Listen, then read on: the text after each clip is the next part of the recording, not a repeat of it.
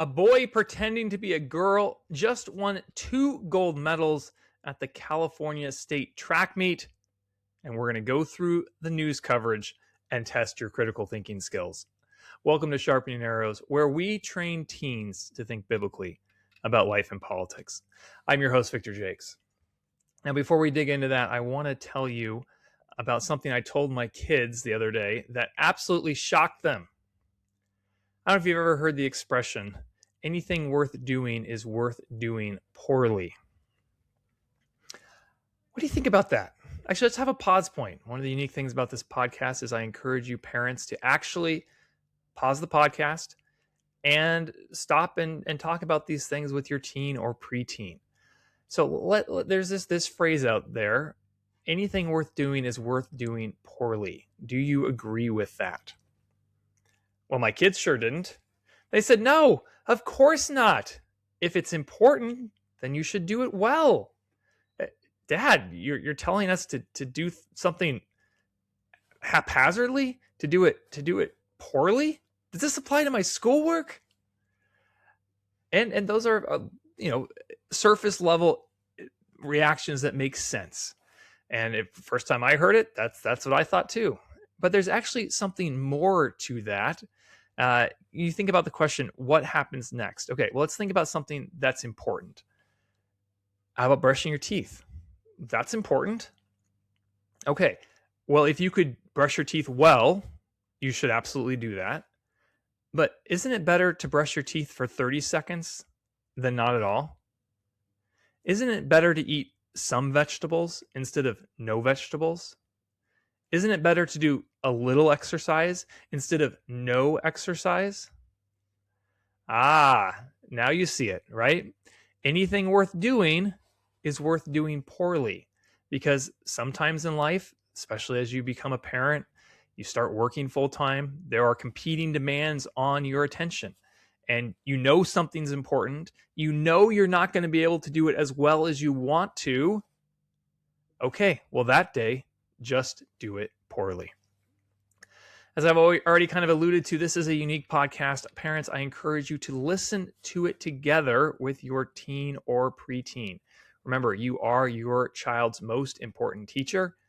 And on this podcast, we are going to talk about the best ideas from the left. We're not going to pretend they don't exist. We're not going to pretend that they don't have appeal, but we are going to show you the problems with them. And that's how we're going to sharpen our arrows before we send our kids off into the world. And teenagers, if you want to debate like Charlie Kirk did or ask questions like Allie Beth Stuckey, you simply must understand your opponent's best argument. If you want to watch, we are on YouTube, youtube.com/@sharpening-arrows, youtube.com/@sharpening-arrows. By some miracle, my children have not photobombed me recently, but today, just letting you know, with everything going on in my house, today might be the day. So if you hear loud noises in the background, it is what it is, right? I've got my own kids. So, all right, here we go. Okay, over the weekend, a boy pretending to be a girl won 2 gold medals in the California State High School track meet. And I've actually talked about this subject some. If you go back to episodes 55 and 56, I've really dug into the transgender issue, and then specifically the transgender athlete issue. And I don't want to just rehash that, even though this is back in the news. But what I want to do is I want to go through a news story about this event. And I want you to think about our grade 8 questions. Think about this news story and how you would react to this news story, okay? So normally what we do is we take an issue and I break it apart and I show you kind of all the different arguments. But we're taking the training wheels off today. This is your chance to test your critical thinking skills, to apply the grade 8 questions to an event that's currently in the news.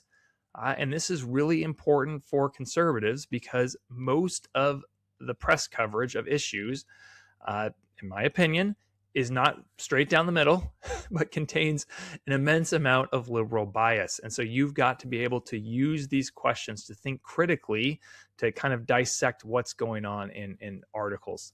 All right. And as a reminder, the great 8 questions? Actually, let's have a pop quiz. Oh, another pause point. Pop quiz. How many of the great 8 questions do you remember? If you don't get all 8, you failed. It's just complete failure. No. Remember, anything worth doing is worth doing poorly. So even if you remember 2 or 3, we're going to applaud that. But these grade 8 questions are questions that we put into our mental toolbox in order to help us when we come across issues. And as a reminder, they are: question 1, what happens next? Question 2, has this been tried before? Question 3, is there a principle involved? Question 4, what are the trade-offs? Question 5, what do you mean by that? Question 6, is this an appeal to emotion or logic? Question 7, am I focused on the speaker or the argument? And question 8, what does the Bible say?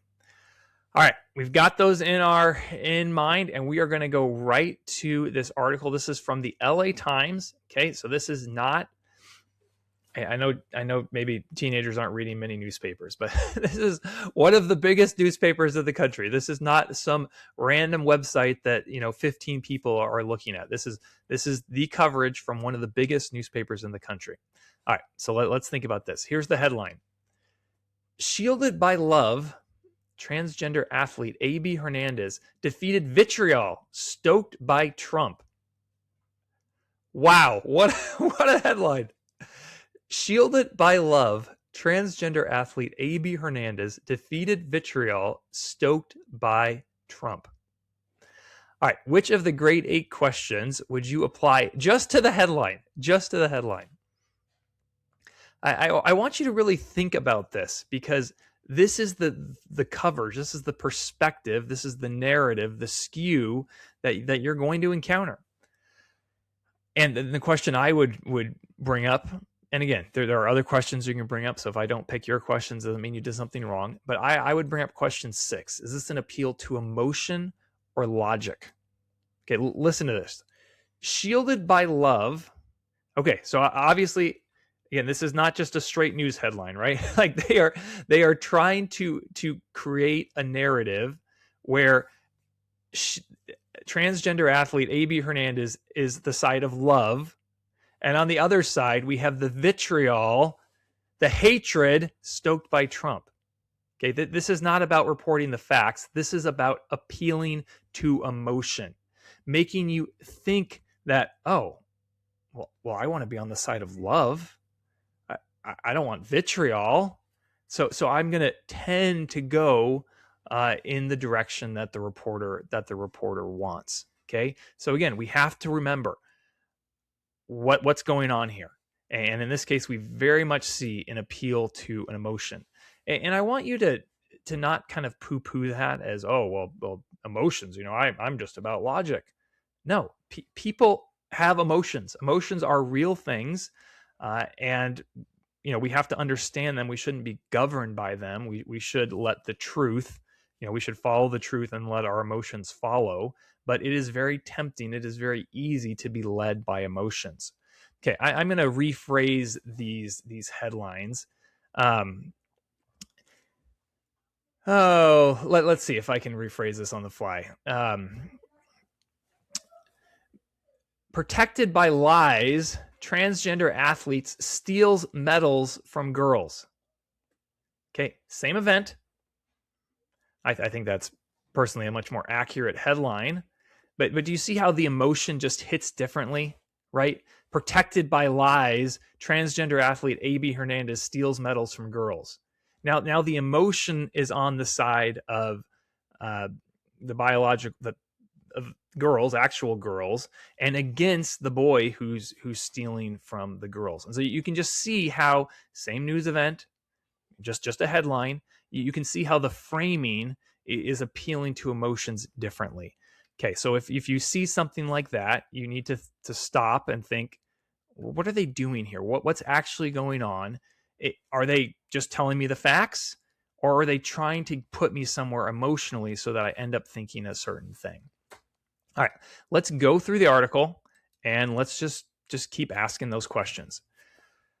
Jurapa Valley senior AB Hernandez stood on a hillside overlooking Veterans Memorial Stadium, a booklet of encouraging letters tucked under one arm and 2 gold medals hanging from her neck.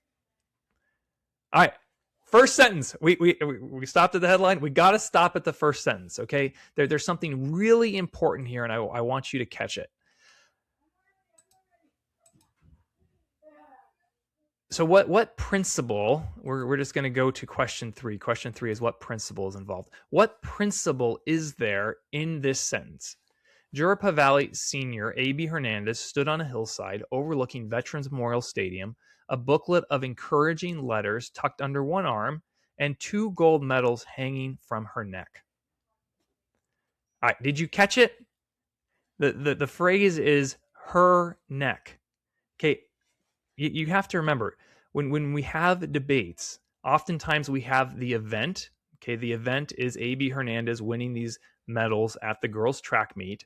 But then we have the worldview that's informing the perspective on the event. And oftentimes what happens in debate is that people are talking about the event, but because they have a different worldview, that's where the actual disagreement is. And so when that happens, we have to understand that we have to dig into the worldview to actually find the clash and find out, well, why do I believe this and they believe this, and what do we actually disagree on? And the phrase her neck, that's the whole debate, right? Because if a boy can say I'm a girl and then be a girl, have the pronouns she and her, well, that's the whole debate, because everyone agrees that girls should be allowed to compete in the girls' track meet. If you just say that, you will have 100% agreement on that statement. But the question is, who is a girl? That's why we have question 5. What do you mean by that? Because when the LA Times author here says her neck, the author here doesn't mean what you and I would think of, doesn't mean a female. What the author means is a male athlete who's decided that he's a girl and is now competing as a girl. Okay, so even in that one little word, that her, that's the whole debate. That's actually the crux of the whole debate, is whether a boy can decide that he's a girl. All right, we're just going to continue here. She rolled the medals between her fingers. Okay, right? Again, I've said it, but I just want to point out, this is the whole debate. She rolled the medals between her fingers, because if the sentences read like this: Jurapa Valley senior AB Hernandez stood on a hillside overlooking Veterans Memorial Stadium, a booklet of encouraging letters tucked under one arm, and 2 gold medals from the girls' track meet hanging around his neck. He rolled the girls' medals between his fingers. Right? Like, that doesn't make any sense. Everyone would be like, "Oh, wait, what's a boy doing winning medals from the girls?" Okay, and so those little words, those words are only 3 letters, but they are so important to this debate.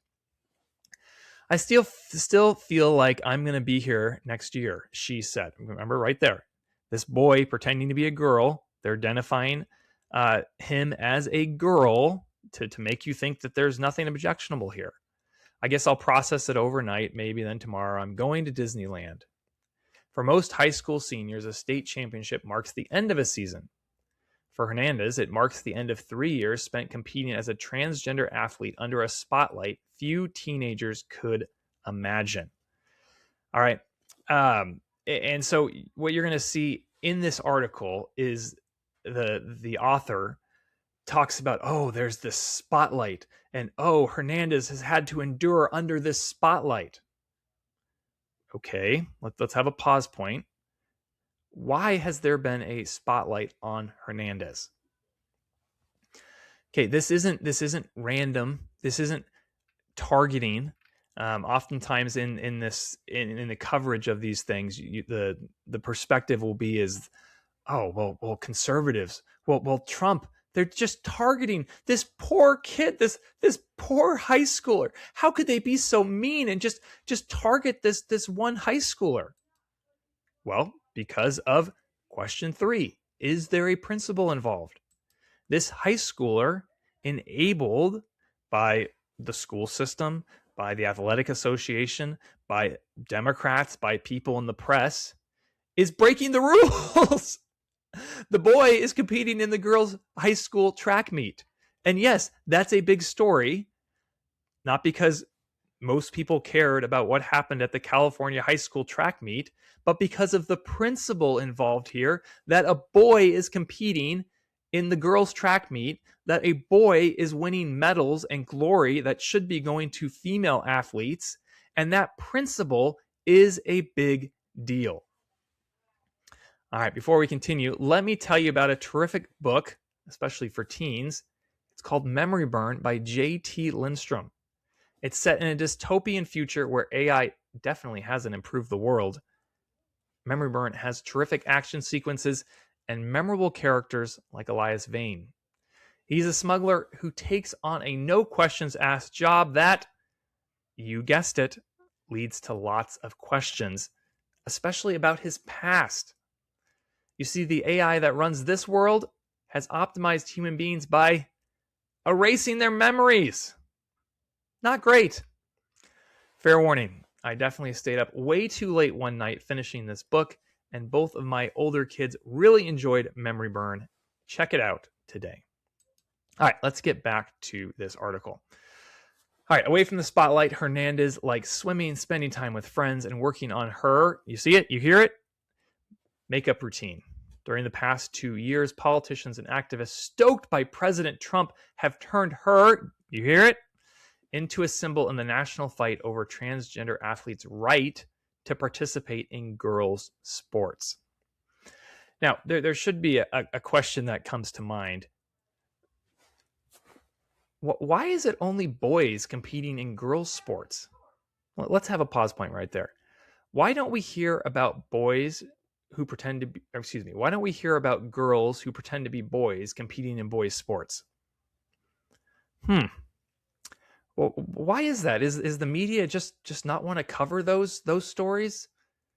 The media just ignoring them? No, of course not. The reason is that there are biological differences between boys and boys are bigger, faster, and stronger than girls. Now, that doesn't mean that every boy is bigger, faster, and stronger than girls. Of course not. But if you look at the peers, so the top track athletes in California who are boys, they are bigger, faster, and stronger than the top track athletes who are females. And so that's why this never goes in the other direction, right? We never hear about, oh, this girl pretending to be a boy. Oh, now she's a champion, a state champion in the boys' league. Well, first of all, she could just go compete there today. She doesn't have to pretend to be a boy. If she could keep up, she could actually compete with them. But again, just because of how God created people, right? Male and female, he created them.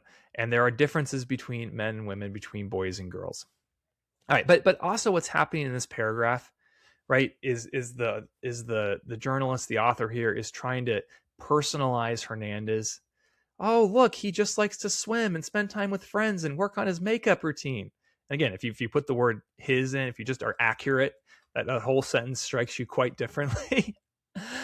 So we've got, relatable high school student against politicians and activists stoked by President Trump have turned her into a symbol in the national fight over transgender athletes' rights to participate in girls' sports, right? So you've got, innocent high school student, big, mean, bad politician trying to isolate and attack this one student. And again, if you step back and think about the principle that's involved, if you think about the fact that Hernandez has been breaking the rules, this whole thing makes sense. All right, let's see if I can just, I'm actually not going to go through the whole article because the whole article's very long. And again, we could spend 90 minutes going through here. All right, so let's talk about this. Earlier in the day, Democratic gubernatorial candidate Tom Steyer posted a video on X with Hernandez. I'm so proud of you for what you're doing, Steyer told Hernandez. So proud of you for succeeding. So proud of you for competing. That's really the point. I'm going to hope like heck that you don't just make state, but you do really well there. Deal? So oftentimes what you'll hear in this argument is, oh, this just let the athlete compete. It's not a big deal. It's just it's just a one-off. There's not that very many of them. Okay. If someone is rewarded, if a boy is rewarded for breaking the rules, you are creating an incentive for more boys to go and pretend to be girls and get the acclaim, the fame, the attention that comes from breaking the rules. And so go back to the grade 8. Look at this question. What happens next? If you give people an incentive to do something, what's going to happen? We can have a pause point. You can answer that. This isn't a trick question. If you give people an incentive, you give an incentive for boys to pretend to be girls and then give them lots of attention and fawning media coverage, you're encouraging more boys to pretend to be girls and go win gold medals at state track meets. Again, so when there's a violation of principle, the best time is always at the beginning, when it's small, to go and say, hey, that's a problem. We're not going to do this. Because if you allow it to continue, if you allow it to grow, the problem's only going to get bigger. All right, we're going to leave it there. I hope you've enjoyed this show. I hope when you read an article, when you watch a video, when you see something on social media, don't just accept it. Think about, how is this story being framed? What's the narrative that the author is trying to advance? What's the worldview behind what's being said? That's how we take out. That's how we use our critical thinking skills in the real world. If you enjoyed this podcast, please subscribe on YouTube, youtube.com/@sharpening-arrows, and share it with a friend. Be courageous like Charlie, stay sharp, and give God the glory. I'll see you next time.